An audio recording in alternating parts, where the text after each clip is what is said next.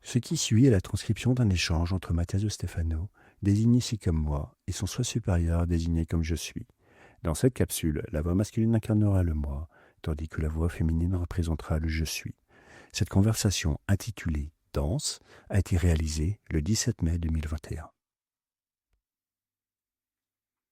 Et d'un souffle, la sculpture prend vie. Le mouvement. La danse. Qu'est-ce que la danse ?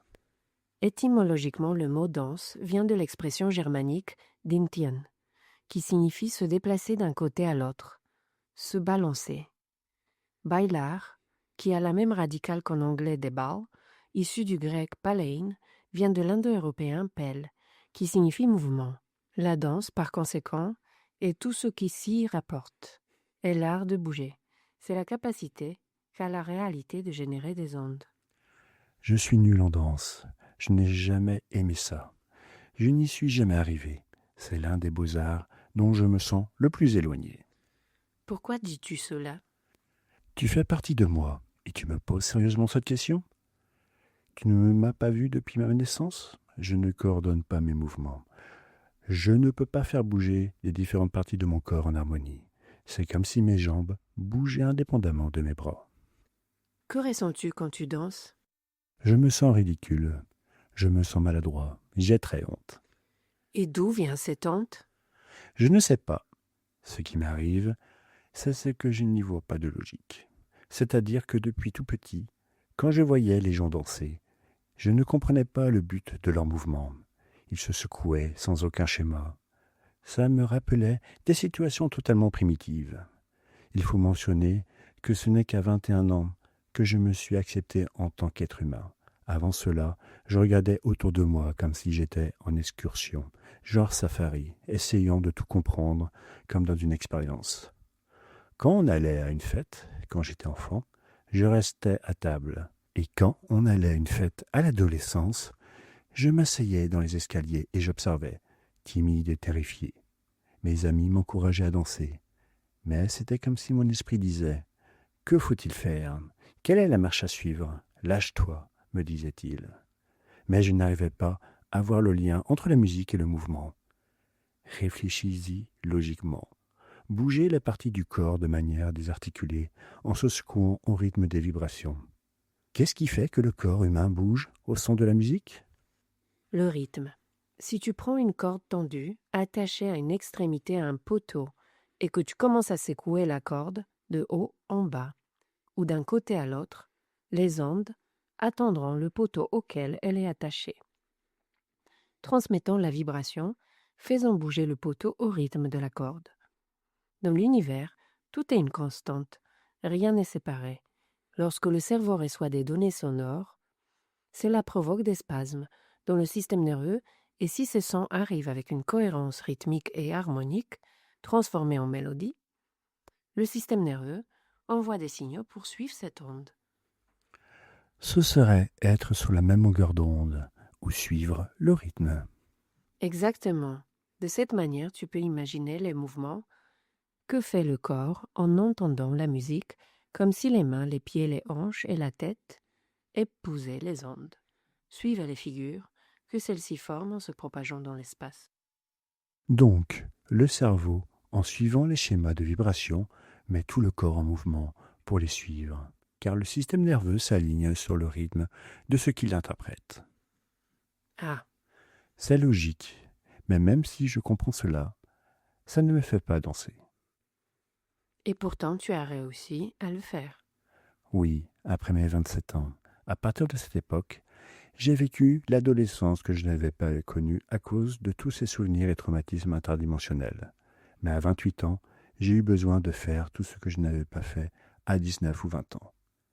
Avant, cela me terrifiait de sortir à cause de tout ce que je ressentais et du mal que cela me faisait d'être dans des environnements aux vibrations si basses. en observant les gens bouger sans raison, mais ensuite j'ai cessé de regarder à l'extérieur. Et tu as regardé à l'intérieur. Oui, je me suis rendu compte que je pouvais danser quand je fermais les yeux, quand je ressentais justement ces ondes. Et ce qui m'a permis de me connecter à cela, c'est la musique électronique. Pourquoi? Parce que tout le monde avait les yeux fermés, personne ne dansait avec les autres. Chacun dansait pour soi-même, ressentant la musique dans une forme de connexion intérieure et non extérieure. Je pouvais percevoir la plupart des gens autour de moi concentrés sur eux-mêmes, savourant la musique comme s'il s'agissait d'un parfum. Je pouvais voir des visages de plaisir, comme après avoir goûté un délicieux plat, goûtant le plus grand des élixirs. Alors j'ai fermé les yeux et j'ai pu sentir la vibration, la musique. Je me suis senti connecté à elle. Je pouvais sentir comment mon système nerveux envoyait des impulsions à travers tous mes muscles, les contractant, les faisant bouger au rythme de ces ondes. Et tu as dansé. Oui, pendant des heures. Et j'avais besoin de le faire souvent. Mais je ne pouvais pas le faire avec mes amis, seulement de temps en temps. Je ne pouvais le faire que dans des environnements où la musique m'emmenait dans un autre état de plaisir et d'épanouissement. Sans règles, sans rythme. Pourquoi? Parce que même si ton esprit dans cette vie est très structuré par la logique pour certaines choses, l'essence de ton âme est libre et déstructurée. Elle coule et ne peut pas suivre les schémas, car tu fais partie d'un réseau étendu. Les pulsations et les schémas de la musique électronique parviennent à te faire sentir chez toi, dans les pulsars du cosmos. Oui, c'est ce que je ressens. Et ce sont ces pulsars qui ont conçu le mouvement dans le rythme universel. Une pulsation génère la dualité, un commencement et une fin. Une autre pulsation génère la trinité, et une autre encore dessine le tétraèdre. L'esprit dans sa conscience se déplace à travers ces ondes qui vibrent, suivant le parcours de l'impulsion tout au long du rythme qui façonne les structures, les schémas, et les pousse à s'étendre et à se multiplier. 2 tétraèdres font naître dans ton cœur l'image d'un octaèdre, et dans leur mouvement extérieur, ils dessinent l'hexaèdre. Celle-ci se fragmente, laissant apparaître un dodécaèdre, qui respire, en exhalant la figure de l'icosaèdre.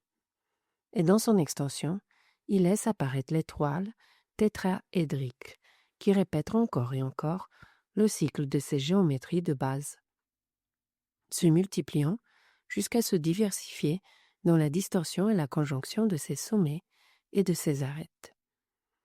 Le pouls commence à se déplacer dans les recoins de cette structure, caressant chacun de ses aspects. Ainsi l'univers se crée lui-même dans un mouvement oscillant, d'un côté à l'autre, tournant sur lui-même, cherchant à atteindre chaque recoin de sa création. Comme la danse des derviches.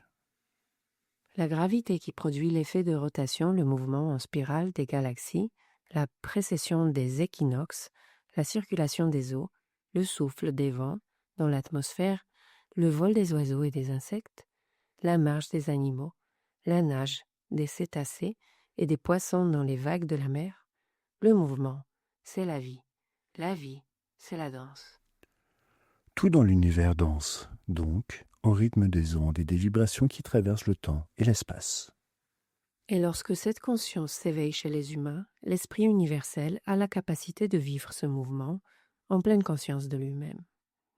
Il ressent les différents rythmes et répare à la recherche des schémas originels. De quelle manière?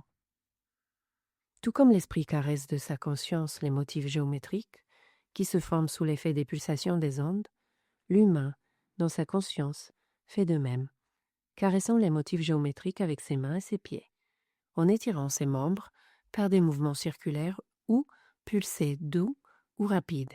Il dessine les lignes et des courbes autour de lui, autour de l'axe qu'il forme, traçant des chemins qui racontent une histoire. C'est la littérature du mouvement, la poésie de la vie, la sculpture exprimant son âme. Il touche l'air comme s'il s'agissait de coton, caresse l'espace comme la douce peau d'un amant, parcourant une infinité de formes géométriques qui dessinent la bibliothèque des archives de ton être. La danse, donc, elle dessine le tort, trace les géométries autour de nous, crée les structures il est parcours. La danse est l'art qui manifeste les formes de la pensée divine. Pourquoi alors je n'arrive pas à danser? Parce que tu as réprimé cet art depuis ton enfance, craignant d'être exposé au monde.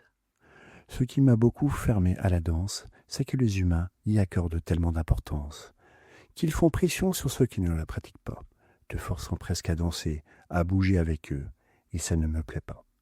Je ne me sens pas à l'aise quand les gens regardent si je danse ou non. En fait, chaque fois qu'on me pousse à vouloir danser, je passe un très mauvais moment. Je ne me sens pas bien. C'est pour ça que j'aime tant le milieu de la musique électronique, parce que tout le monde s'en fiche de ce que tu fais. Chaque personne utilise la danse à l'image de sa façon de vivre, car celle-ci est liée à son état vibratoire, et ton corps bougera en fonction de ton ouverture. C'est pourquoi il existe différents types de danse, et chacune a un but, et tu dois savoir à laquelle tu corresponds pour t'exprimer de manière cohérente. Quel type? Quelle est leur histoire? Dans la danse ancestrale, les premières danses étaient liées à l'accouplement. Tout comme chez les oiseaux, certains arthropodes et certains mammifères, le mouvement associé aux couleurs et au chant est essentiel pour attirer l'attention. La danse montre les aptitudes et les compétences des êtres vivants pour évoluer dans la vie en mettant en avant leur force, leur souplesse et leur capacité. Les femelles choisissaient les mâles en fonction des mouvements qu'ils parvenaient à exécuter.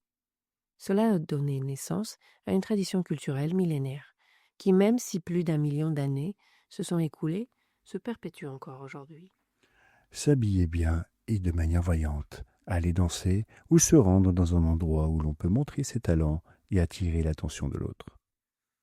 C'est l'aspect le plus primitif de la danse, mais elle a ensuite intégré quelque chose de plus transcendant. Maintenir l'unité du groupe.